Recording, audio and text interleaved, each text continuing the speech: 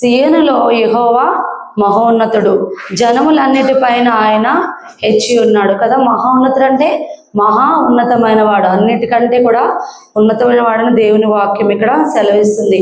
మరి కీర్తన 145 అధ్యాయము 5వ వచనము, మహోన్నతమైన నీ ప్రభావ మహిమను, నీ ఆశ్చర్యకార్యములను నేను ధ్యానించదనని దావీదు ఇక్కడ దేవుణ్ణి మరి స్తుతిస్తున్నట్టు చూస్తున్నాము. మహోన్నతమైన నీ ప్రభావ మహిమను, నీ ఆశ్చర్యకార్యములన్నిటినీ కూడా ధ్యానించదనని ఇక్కడ దావీదు మరి దేవుణ్ణి స్తుతిస్తున్నట్టుగా ఇక్కడ చూస్తున్నాము. మరి సియోనులో ఎలా ఉన్నాడు దేవుడు? మరి మహోన్నతుడుగా ఉన్నాడు. ఆయన మరి జనములన్నిటిని పైన కూడా హెచ్చింపదగిన వాడుగా ఉన్నట్లు దేవుని వాక్యం ఇక్కడ సెలవిస్తుంది.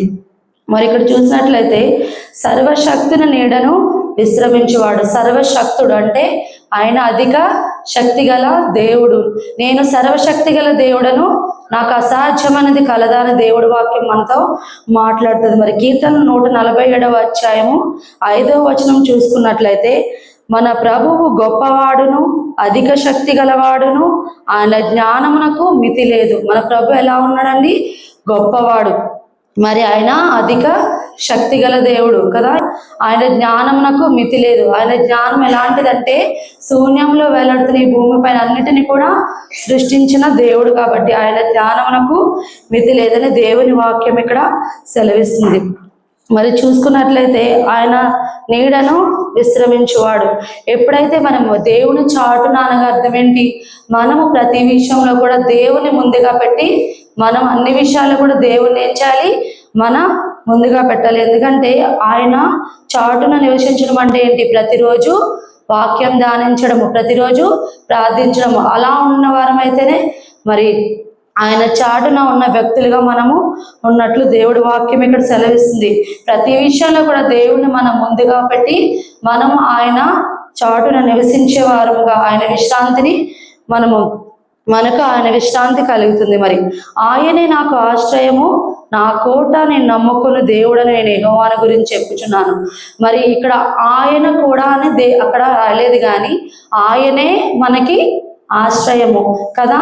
ఆయన ఆశ్రయించిన వారికి ఏ మేలు కొదువై ఉండదు. మనం అనేక సహాయం కోసం మనుషుల వైపు వెళ్తాం, కానీ దేవుడిని ఆశ్రయంగా చేసుకున్న వారికి కూడా ఏ మేలు కొదువై ఉండదు కదా.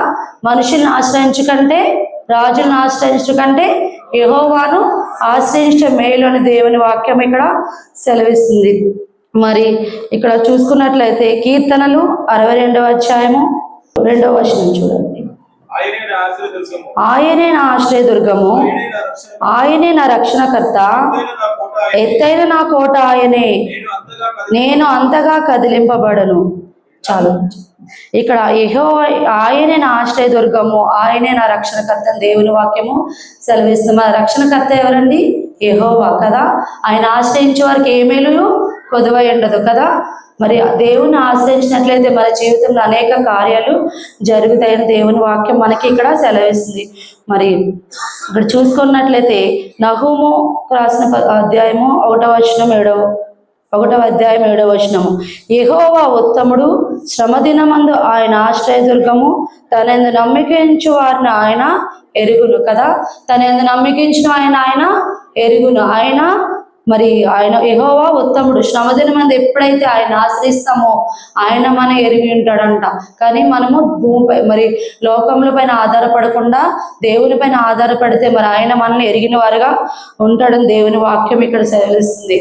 దేవుడు మనకు మరి కీర్తన 46వ వచనం చూసుకున్నట్లయితే, దేవుడు మనకు ఆశ్రయదుర్గమైనాడు, ఆపత్కాలంలో ఆదుకునే సహాయకుడు కదా. మనం ఎప్పుడైనా ఆశ్రయిస్తామో ఆపదలు ఎలా ఉంటారు? మనకు ఆయన సహాయకుడుగా ఉంటాము కదా. ఈ లోకం పైన ఆధారపడకుండా దేవుని వాక్యం పైన మనం ఆధారపడినట్లయితే ఆయన మనకి సహాయం చేసే దేవుడుగా ఉంటాడు. మరి ఇక్కడ చూసుకున్నట్లయితే 91వ అధ్యాయము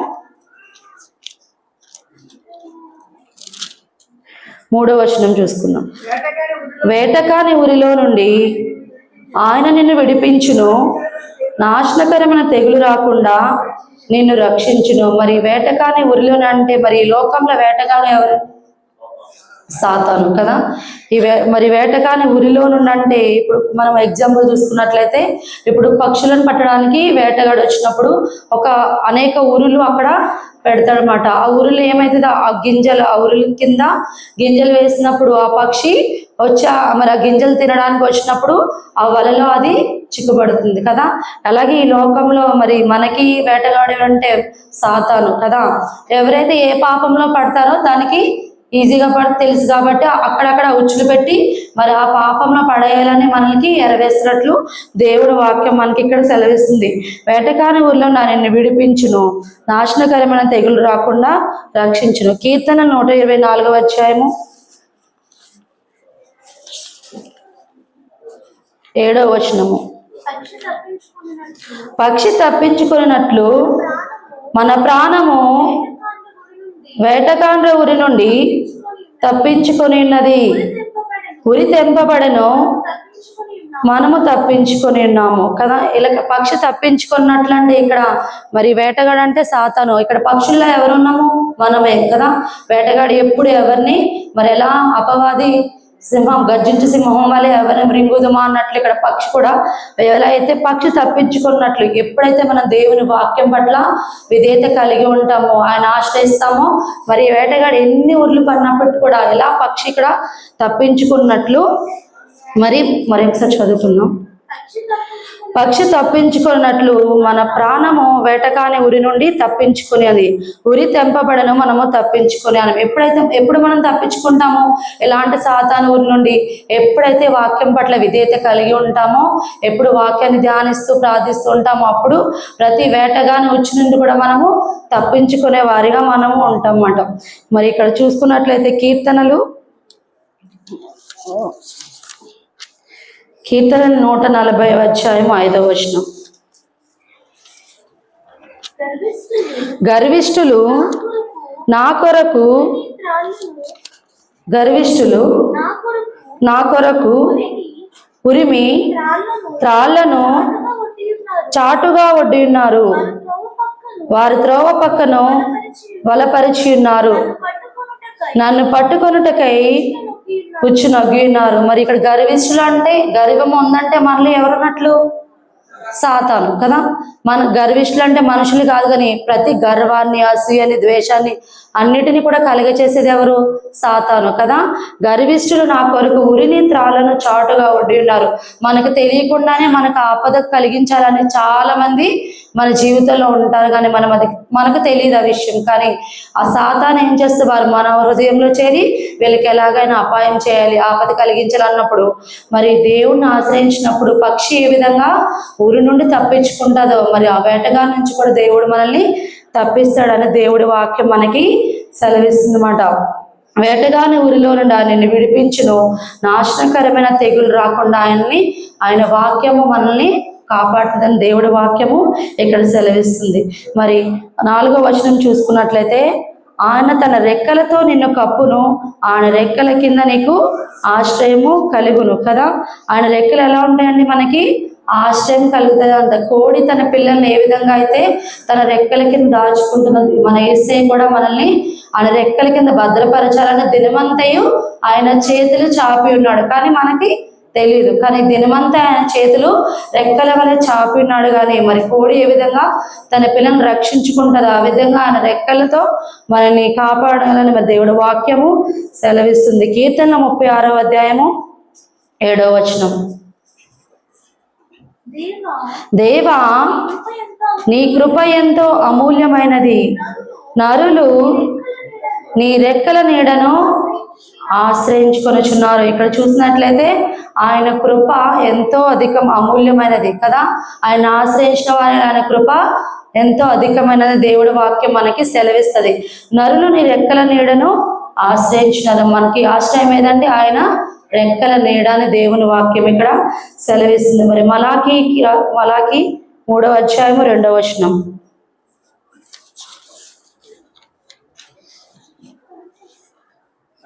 అయితే మలాకి 3వ అధ్యాయం 2వ వచనం. అయితే నా నామమందు భయభక్తులు గలవారగు మీకు నీతి సూర్యుడు ఉదయించును, అతని రెక్కలు ఆరోగ్యము కలగచేయను. ఆయన రెక్కలు ఏ విధంగా ఉన్నాయండి? మనకి ఆరోగ్యము కలగచేస్తాయండి. ఎప్పుడైతే మనము ఆయన రెక్కల నీడను ఆశ్రయిస్తామో ఆయన రెక్కలు మనకి ఏం కలుగజేస్తాయి? ఆరోగ్యము కలగజేస్తాయి. ఎప్పుడైతే దేవునికి విధేయత కలిగి ఉంటామో, ప్రతి విషయంలో ఆయన ముందు పెట్టి మనము నడుస్తామో, మరి ఆయన రెక్కల చాటున మనకి ఏం కలుగుతుంది? ఆరోగ్యం కలుగుతుందని దేవుని వాక్యము మనకి సెలవిస్తుంది. రాత్రి వేళ కలుగు భయమునకైనను, పగటి వేళ ఎగురు బాణమునకైనను, చీకటిలో సంచరించు తెగులకైనను, మధ్యాహ్నమందు పాడు చే రోగముకైనను నీవు భయపడకుందువు. నీ ప్రక్కన 1000 మంది పడినను, నీ కుడి ప్రక్కన 10,000 మంది కూలినను అపాయము నీ యొద్దకు రాదని దేవుని వాక్యము సెలవిస్తుంది. రాత్రి వేళ కలుగు భయం అంటే చాలా మందికి రాత్రి అంటే చీకటి అంటే భయం ఉంటది. కానీ దావీదు ఏం చెప్తున్నాడు? గాఢాంధకారపు లోయలో సంచరించినను ఏ అపాయము నా యొద్దకు రాదని దేవుని వాక్యం సెలవిస్తుంది కదా. చాలా మంది మనకు కూడా చీకటి అంటే భయం. మనకి ఎప్పుడు వెలుగునే ఇష్టపడతాం, చీకటిలో ఉండాలంటే ఇష్టపడం. కానీ ఎలాంటి భయంకరమైన చీకటిలో ఉన్న జీవితాల్లో కూడా దేవుడు వెలుగు నింపే దేవుడు కదా. ఎప్పుడు ఆయన వాక్యాన్ని ఆశ్రయించినప్పుడు, ఆయనకి విధేయత కలిగి ఉన్నప్పుడు, మరి ఎలాంటి చీకటి జీవితాన్ని కూడా దేవుడు మార్చే దేవుడు, ఆయన వెలుగునిచ్చే దేవుడు కదా. మరి గాఢాంధకారపు లోయలో సంచరించిన ఏ అపాయము నా దగ్గర రాదని దావీదు ఇక్కడ దేవుని స్తుతించినట్లు మనము చూసుకుంటున్నాం అన్నమాట. పగటి వేళ ఎగురు బాణము, చీకటిలో సంచరించు తెగులుకైనను భయపడొద్దని దేవుని వాక్యము మనకి ఇక్కడ సెలవిస్తుంది. మరి మనం ఈ లోకంలో దేనితో పోరాడుతున్నాము? దురాత్మల సమూహం కదా. ఈ భయాలన్నీ కలిగించేది ఎవరు? దురాత్మల సమూహం కదా. అంధకార సంబంధమైన దురాత్మల సమూహంతో మనం పోరాడుతున్నాం కాబట్టి ప్రతి తెగుళ్లను, మరి పగటి వేళ ఎగురు బాణము, మరి చీకటిలో సంచరించి తెగులు, మధ్యాహ్నమందు పాడు చేరు. మనకి ఏదైనా అనారోగ్యం వచ్చినప్పుడు ఆ రోజంతా చాలా డిఫరెంట్గా ఉంటుంది. ఎందుకంటే ఎవరి దగ్గరికి వెళ్ళాము, ఇంట్లోనే ఉంటాము, ఏదో భయం మనల్ని వెంటాడుతూనే ఉంటుంది. భయంకరం మనకంటే ఇప్పుడు జ్వరము అట్లా అనుకుంటాం, కానీ చాలా మంది భయంకరమైన రోగాలు కదా. వారు స్వస్థపరచలేని రోగాలతో భయపడినప్పుడు వారి జీవితం అంతా భయము, అదొక రకమైన భయంతో ఉంటారన్నమాట. కానీ దేవుడి వాక్యం ఎప్పుడైతే మనం పట్టుకుంటామో ఆ భయాలన్నిటిని కూడా మనల్ని విడిపిస్తుంది. మధ్యాహ్నమందు పాడు రోగము, నీ ప్రక్కన 1000 మంది పడిన, నీ కుడి ప్రక్కన 10,000 మంది కూలిన అపాయము మన యొద్దకు రాదు. ఒక్కొక్కసారి మనం హాస్పిటల్కి వెళ్ళి చూస్తే చాలా మంది మన ముందే అనేక భయంకరమైన రోగాలతో బాధపడుతూ ఉంటారు. మరి దేవుని కృప వల్ల మనం ఈరోజు ఈ సన్నిధిలో దేవుణ్ణి ఆరాధించగలుగుతున్నాం కదా. మరి దేవుడు వాక్యం సెలవిస్తుంది, మరి అంధకార సంబంధమైన దురాత్మల సమూహంతో పోరాడాలంటే మనం ఒకటి ధరించుకోవాలని దేవుని వాక్యం మరి నూతన నిబంధనలో చెప్తాడు. ఏంటది? సర్వాంగ కవచం కదా. మనం ఎప్పుడైతే దేవుని యొక్క సర్వాంగ కవచాన్ని వాడుకుంటామో ఈ భయములన్నిటినీ కూడా దేవుడు విడిపిస్తాడు కదా. మరి చీకటి నుంచి, తెగుళ్ళ నుంచి, మరి అపాయం నుంచి, ఆపదల నుంచి అన్నిటినీ కాపాడాలి. దురాత్మ ఇవన్నీ ఏది కలుగజేస్తుంది? మనకి దురాత్మ కదా. మన చుట్టూ ఉన్న దురాత్మలు అనారోగ్యాన్ని, అన్ని విషయాల్లో మరి చీకటిని అన్నిటినీ కలుగజేస్తే దేవుని యొక్క సర్వాంగ కవచాన్ని మరి మనం ధరించుకున్నట్లయితే ఈ భయాలన్నింటినీ కూడా దేవుడు విడిపిస్తాడు. మరి ఈ సర్వాంగ కవచం అంటే మరి మన నడుముకి ఏమని దట్టి, సత్యమన దట్టి ధరింపచేసుకోవాలి. నీతి అనే మైమరువు, సమాధాన సువార్తన సిద్ధ మనసు గల జోడి, విశ్వాసం అనే డాలు. ఈ సర్వాంగ కవచాన్ని మనము ధరించుకున్నట్లయితే ప్రతి తెగుళ్ళ నుంచి, ప్రతి చీకటి నుంచి, ఆపద నుంచి మనల్ని దేవుడు విడిపిస్తాడు. ఎప్పుడైతే మనం ఈ సర్వాంగ కవచాన్ని, ప్రతి ఇది కూడా కలిగించేది దురాత్మల సమూహము. ఈ దురాత్మల సమూహాన్ని ఎదిరించాలంటే దేవుని యొక్క సర్వాంగ కవచాన్ని మనం ధరించుకోవాలి. విశ్వాసం కలిగి ఉండాలి, సత్యము మన వాక్యాన్ని అనుసరించాలి, మనకి మరియు నీతిని కలిగి ఉండాలి. మరి సమాధాన సువార్త, ఇతరులతో సమాధాన పడే మనసు, సమాధాన సువార్త గల సిద్ధమైన మనసు గల జోడిని మనం ధరించుకుంటే, మరి సర్వాంగ కవచాన్ని మనం ధరించుకుంటే ఈ భయాలన్నిటి నుంచి కూడా దేవుడు మరి మనల్ని విడిపిస్తాడు. మరి 8వ వచనం చూస్తున్నట్లయితే, నీవు కన్నులారా చూచుండగా భక్తిహీనులకు ప్రతిఫలం కలుగుతుందంట. మనం అనుకోవచ్చు, మనము రోజు ప్రార్థన చేసుకున్నాం కదా, మనం భక్తిగా ఉన్నాం కదా, కానీ భక్తి లేని వాళ్ళే ఎక్కువ మరి అభివృద్ధి పొందని అనుకోవచ్చు. కానీ మన దేవుడు వాక్యం ఏం సెలవిస్తుంది? మొదట నీ స్థితి కొద్దిగా ఉండినను తుదకు మహాభివృద్ధి పొందదు కదా. అదంతా ఈ లోకంలో ఉన్నంత వరకు ఎవరు అభివృద్ధి చెందుతారు, కానీ మనం దేవుని కలిగి ఉంటే మనల్ని దేవుడు అభివృద్ధి పరుస్తాడు. కాబట్టి భక్తిహీనుల కన్నులారా చూచునుగా భక్తిహీనులకు ప్రతిఫలం కలను. ప్రార్థన చేయకపోవడం, వాక్యాన్ని ధ్యానించకపోవడం కూడా అది భక్తిహీనతలోకే వస్తుంది కదా. ఏదో ఒక విషయంలో దేవుణ్ణి మనం విడిచిపెడతాము, వాక్యం చదవకుండా, ప్రార్థన చేయకుండా. మరి ముందు నువ్వు ఎలా ఉన్నావు పరిస్థితి దేవుడికి అవసరం లేదు, కానీ ఇప్పుడు నీ జీవితం ఎలా ఉంది, దేవునికి విధేయతగా ఉన్నావా లేదా, దేవుని ప్రార్థిస్తున్నావా లేదా, దేవుని వాక్యాన్ని ధ్యానిస్తున్నాం లేదా అనుకుంటాం. మనం ఎవరినో భక్తిహీనంగా కాదు, కానీ మన జీవితం ఎలా ఉందో మనము పరీక్షించుకొని మరి మనం ఏ విషయంలో అయినప్పుడు కూడా బాధపడకుండా, భక్తిహీనులు ప్రతిఫలం కలుగుతుంది కదా అనుకోకుండా, ఎప్పటికైనా దేవుడు మనకి మరి మహా అభివృద్ధి, ఆయన వాక్యాన్ని ధ్యానిస్తాను, ప్రార్థించితే మరి దేవుడి వాక్యం మనకి తోడుగా ఉంటుంది. యెహోవా నీవే నా ఆశ్రయమని నీవు మహోన్నతుడైన దేవునికి నివాస స్థలముగా చేసుకున్నాం. ఎప్పుడైతే దేవుని ఆశ్రయిస్తామో మరి ఆయన నివాస స్థలంగా చేసుకుంటామో మరి దేవుడు మరి ఏ అపాయము మనకి రాదు, ఏ తెగులు మన గుడారము సమీపించదని దేవుడు వాక్యం సెలవిస్తుంది.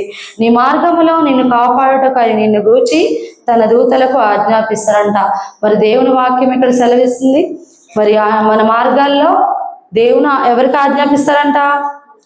ఆయన దూతలకు ఆజ్ఞాపిస్తారని దేవుడి వాక్యము సెలవిస్తుంది. మరి హిజ్కియా ప్రార్థించినప్పుడు ఎవరు స్వార్థ ప్రకటించారు అక్కడ? దూత కదా. నీ ప్రార్థన నాకు వినపడినది. 15 సంవత్సరాలు ఆయనకి ఆయుష్ పొడిగించాడు కదా. మరి దానియేలు జీవితంలో సింహాల బోన్ ఒక అద్భుతం జరిగింది. మరి సింహాల నోలను మూయించింది ఎవరు? దూత, దేవదూత వచ్చి అక్కడ ఆయనకి తోడు ఉంది కాబట్టి ఆయన మరి సింహాల బోన్లో ఉన్నప్పుడు కూడా ఏ సింహాల నోలను మూయించాడు మన దేవుడు. అట్లా మరి దేవుడు ఆయన ఆశ్రయిస్తే మనకి ఎప్పుడు తోడుంటాడు. మరి మన మార్గం అన్నింటిలో ఆయన తన దూతలను ఆజ్ఞాపిస్తాడు. మరి నీ పాదములకు రాయి తగులకుండా వారు నిన్ను తమ చేతుల మీద ఎత్తుకొండు కొదురు. మరి మన జీవితంలో ఎలాంటి పరిస్థితులు అయినప్పటికీ కూడా మనం ఆయన వాక్యం పట్ల విధేయత కలిగి ఉంటే ఆయన వాక్యం మనకు తోడుగా ఉండి ఆయన దూతలకు ఆజ్ఞాపించి మనల్ని పాదాలకు రాయి తగులకుండా ఆయన మరి కాపాడే దేవుడుగా ఉన్నట్లు ఇక్కడ వాక్యము సెలవిస్తుంది.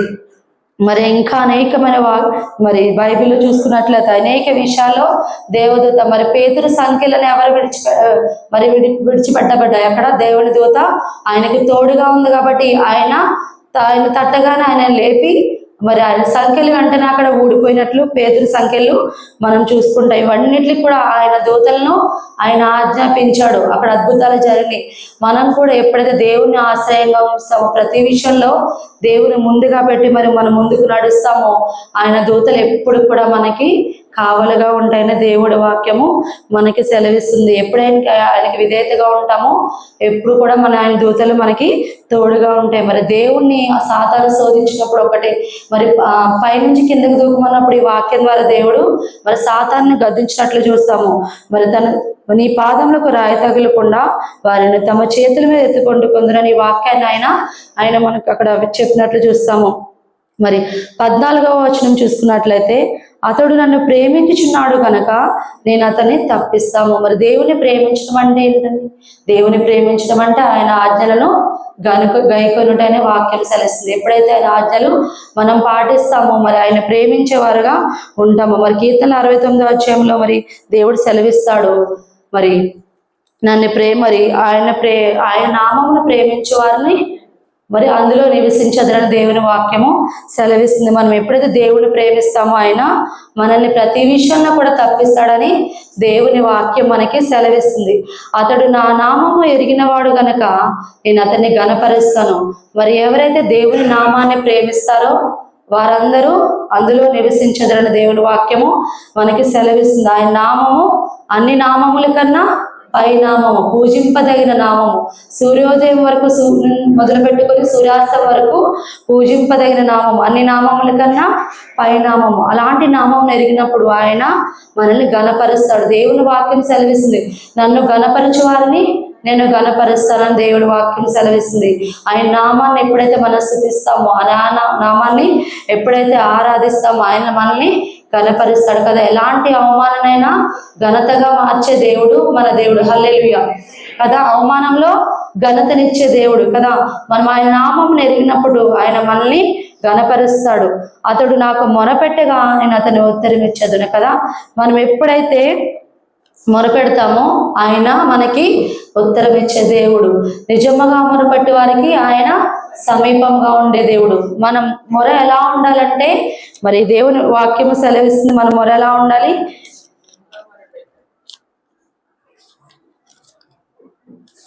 ఆయన నిజముగా మొరపెట్టే వారికి సమీపంగా ఉండే దేవుడు. మన మొర ఎలా ఉండాలంటే దేవునికి ధూపం వలె ఉండాలి. నా చేతులెత్తి ఆరాధించినప్పుడు ఎలా ఉండాలి? ధూపం.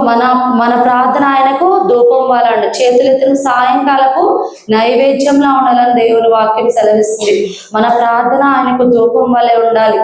మనం చేతులెత్తి ఆరాధించినప్పుడు ఆయనకి నైవేద్యంగా ఉండాలని దేవుని వాక్యం సెలవిస్తుంది. అలా ఆరాధించినప్పుడు మరి అలా ప్రార్థించినప్పుడు దేవుడు మరి మనకు తోడుగా మరి ఆయన ఆశ్రయించినప్పుడు తోడుగా ఉంటాడని దేవుని వాక్యము సెలవిస్తుంది. నిజముగా మొరపెట్టే వారికి ఆయన సమీపంగా ఉండే దేవుడు. నీవు ఆపదలు నాకు మొరపెట్టుము, నేను నీకు ఉత్తరం ఇచ్చదని దేవుని వాక్యం మనకి సెలవిస్తుంది. శ్రమలో అతనికి తోడై ఉండదను, అతన్ని విడిపించి అతన్ని గొప్ప చేసేది. మేము ఎప్పుడైతే శ్రమల్లో ఉంటామో దేవుని ఆశ్రయించినప్పుడు మనల్ని విడిపిస్తాడు. సాతాను శక్తుల నుంచి విడిపిస్తాడు, అప్పుల బాధ నుంచి విడిపిస్తాడు. మన జీవితంలో ఏ అయితే మనకి కలిగి ఉన్నామో కష్టాలన్నింటినీ కూడా దేవుడు విడిపిస్తాడు. ఎప్పుడు ఆయన్ని ఆశ్రయించినప్పుడు, ఆయన నామంను ఎరిగినప్పుడు, ఆయన్ని ప్రేమించినప్పుడు ఇవన్నీ మన జీవితంలో జరిగి ఉంటాయి. మరి దీర్ఘాయువు చేత అతనిని తృప్తిపరుస్తాడన్నాడు దేవుడు. మరి దీర్ఘాయువు ఎప్పుడు కలుగుతుంది మనకి? మనము ఆయన పైన మరి ఆయన విధేయత కలిగి ఉన్నప్పుడు. మరి 10 ఆజ్ఞల్లో ఉంటారు. తల్లిని తండ్రిని సన్మానించినప్పుడు దీర్ఘాయుష్మంతులు కదా. మన తల్లిని తండ్రిని సన్మానించినప్పుడు దీర్ఘాయువు కలుగుతుంది. మరియు ఇంకొక విషయంలో దేవుడు ఏం చేశాడు సామెతల్లో, మరి ఎన్నిసార్లు గద్దించిన లోబడని వాడు హఠాత్తుగా నాశనం అవుతుంది అన్నమాట. దేవుని వాక్యం ఎప్పుడు గద్దించినప్పుడు మనం అప్పుడే గ్రహించాలి. అప్పుడు గ్రహించకపోతే ఏమవుతుంది? హఠాత్తుగా మనకి ఆయన హెచ్చిస్తాడు పాపం నుంచి దూరంగా రమ్మని. మరి హెచ్చించినప్పుడు ఆయన మనము గ్రహించుకున్నట్లయితే మరి దీర్ఘాయువు చేత మనల్ని తృప్తిపరుస్తాడు కదా. మరి దేవుని వాక్యం పట్ల విధేయత కలిగి ఆయన ఆశ్రయించినప్పుడు ఇవన్నీ కూడా మన జీవితంలో జరుగుతాయి. నా రక్షణ అతనికి చూపించదను, మరి ఆయన రక్షణ అతనికి చూపెదనండి. ఎప్పుడైతే దేవుని ఆశ్రయిస్తామో, ఆయనకి విధేయత కలిగి ఉంటామో ఆయన రక్షణ మనకి చూపిస్తున్నట్లు మరి వాక్యం సెలవిస్తుంది. కీర్తనలు 50వ అధ్యాయము 23వ వచనం. స్తుతియాగం అర్పించువాడు నన్ను మహిమపరచుచున్నాడు, నేను వానికి దేవుని రక్షణ కనపరిచినట్లు వాడు మార్గము సిద్ధపరచుకున్నాను. ఇక్కడ రక్షణ అంటే మరి దేవుణ్ణి ఎవరైతే స్తుతియాగము, ఎవరైతే ఆయన మనం మొరపెట్టినప్పుడు మన మొర ఎలా ఉండాలన్నాడు? ధూపం వలె కదా. మన ప్రార్థన ఆయనకు ధూపం వలె ఉండాలంటున్నాడు. మరి మనం చేతులెత్తి ఆరాధించినప్పుడు ఆయనకు నైవేద్యం వలె ఉండాలని దేవుని వాక్యం సెలవిస్తుంది. ఎవరైతే మరి మనస్ఫూర్తిగా హృదయానుసారంగా దేవుని స్తుతిస్తామో, మరి మన నైవేద్యం దేవునికి అర్పిస్తామో, ఆయన మహిపరుస్తామో, మరి నేను వానికి దేవుని రక్షణ కనపరిచినట్లు మార్గం మనం సిద్ధపరచుకున్నామంట. కేవలం నామమాత్రం కాకుండా దేవుని హృదయానుసారంగా పూర్ణాత్మతో పూర్ణ హృదయంతో దేవుని సన్నిధికి వచ్చి దేవుని ఆరాధించినట్లయితే మన రక్షణ కనపరిచినట్లు ఆయన మనకి మార్గాన్ని సిద్ధపరిచినట్లు దేవుని వాక్యం సెలవిస్తుంది. ఎప్పుడైతే మహోన్నతుడు అంటే మహా ఉన్నతమైన వాడు, ఆయన మహిమ మహోన్నతమైన సీయోనులో మరి ఆయన మహోన్నతుడు, మరి ఆయన మహిమా ప్రభావాలను దావీదు స్తుతి ఏ విధంగా స్తుతిస్తున్నాడు. మనం కూడా ఆయన మహిమా ప్రభావములను ఆయన పట్ల విధేయత కలిగి ఉండి ఆయన ఆరాధిస్తూ మరి హృదయానుసారంగా ఉంచినట్లయితే ఆయన రక్షణ కనపరిచినట్లు మనమే మార్గాన్ని సిద్ధపరచుకునే వారుగా ఉంటాము. ఈ కొద్ది వాక్యము దేవుడు దీవించి ఆశీర్వదించును గాక.